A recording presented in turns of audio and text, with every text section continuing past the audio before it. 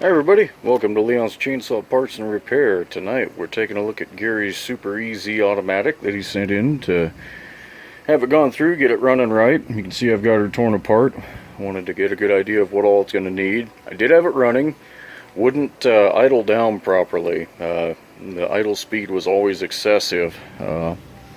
So I had a sneaking suspicion I was looking at crank seals, but I went ahead and pulled the carburetor and checked the reed valves, and as I thought, they are fine. They look actually almost brand new.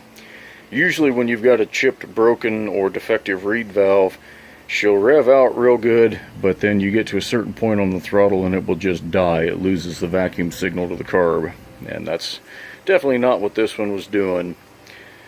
But it does, all indications have a good strong spark, so all the ignition components are good. You can see by the paint, this thing hasn't been abused a whole lot.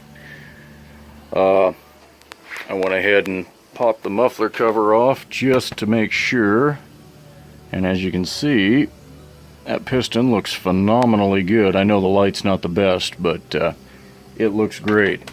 Where we started running into trouble was behind the clutch. I didn't notice any oil pumping out as we did the test run here, and that's why. The pump plunger evidently seized up, either the shaft and the bronze bushing there, or down here in the body. Somewhere it seized at some point, so the worm gear just stripped that to pieces.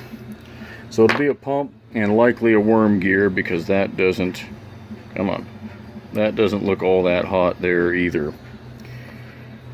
So we got that. That'll need replaced. The sprocket is worn enough that would start eating a new chain, so I'll get a sprocket on here. The air filter grommet is rotted out, like most of Homelite's rubber from the 70s and 80s tended to do, so I'll throw a grommet on there, no big deal.